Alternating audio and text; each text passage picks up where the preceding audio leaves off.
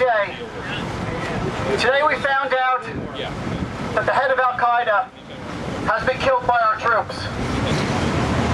Today we found out that the head of the organization that murdered 3,000 innocent Americans was killed by our troops.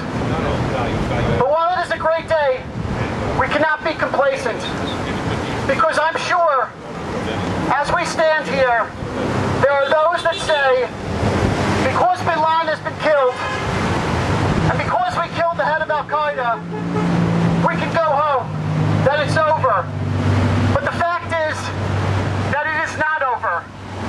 That while Bin Laden was the largest head of the snake, there are many heads of many snakes who are willing to stand in Bin Laden's shoes and take over for this evil man and this evil movement. So we cannot be complacent. I want you to remember back to 1995, when there was an individual named Fatih Shakaki. At the time, he was the global head of Palestinian Islamic Jihad. He was the global head of Palestinian Islamic Jihad. And he was assassinated in 1995 by the Israelis. And shortly before his assassination, there was an individual named al-Arian. He was a professor at the University of South Florida. He went to the administration of USF and he asked them if they could bring to campus, as a professor, as an adjunct professor, an individual named Ramadan Shalom.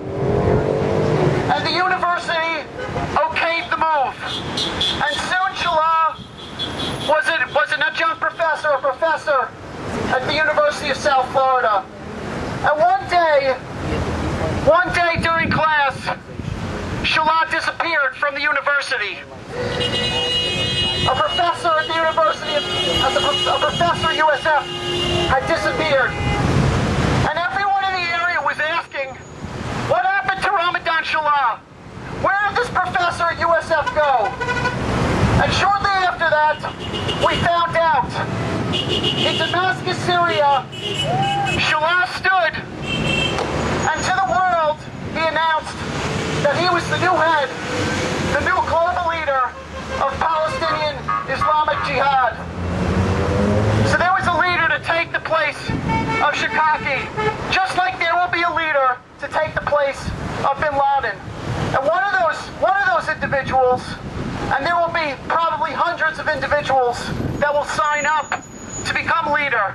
But one of those individuals was from right here in Miramar, Florida, and el-Shukrijumah, who is today the chief of operations for al-Qaeda.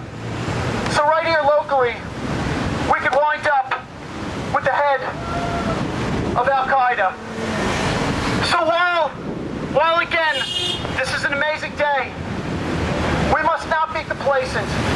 And as well, while this is a day to celebrate, it's also a day to mourn. To mourn the 3,000 innocent individuals, innocent Americans, who perished on September 11, 2001. Last night I was at the Holocaust Memorial in Miami, and I had the honor of participating in an event which featured our senator, our great Senator Marco Rubio, who gave a wonderful speech about support for Israel. And at this event, I was asked to read off names from those who perished during the Holocaust.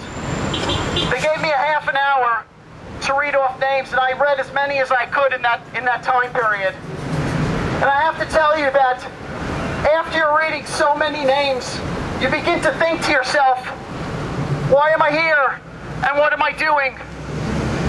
And you get choked up, because there's something psychological about that, about reading so many names and start to think about where those names came from, and all those lives that perished, and all those lives that were lost, and all those families' lives that were shattered because of that.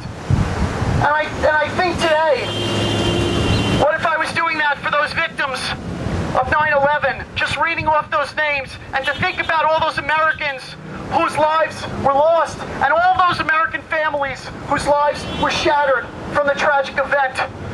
So again, while this is a day to celebrate, we certainly must mourn. But it is a great day nonetheless.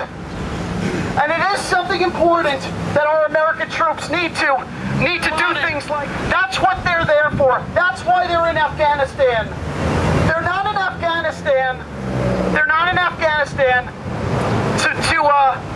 to be traffic cops, although they do that every day. And our troops are not in Afghanistan to rebuild Afghanistan from the war, although they help in doing that every day. And our troops are not there to befriend the citizens of Afghanistan, although they do that every day. No, they are there for one reason, and that is to destroy the individuals who are responsible for 9/11. And that is to destroy the organization that is responsible for 9/11 and those who provide support for that organization. That is the reason why we are there. I want to thank, first and foremost, President Bush. I want to thank President Bush for having the guts. Right on, man. Sir. Hey, man. I want to praise President Bush for having the guts to go into Afghanistan, because he understood that right after 9/11 we needed to do something. We needed to show strength. We could not show weakness at that time, and so we went into Afghanistan with full force. And while I stand here with the Tea Party, I also have to thank, unlikely that I would thank this individual, but I need to thank President Obama for giving the orders to take care of this operation. But first and foremost, before anybody, we must thank the troops. We must thank the troops who give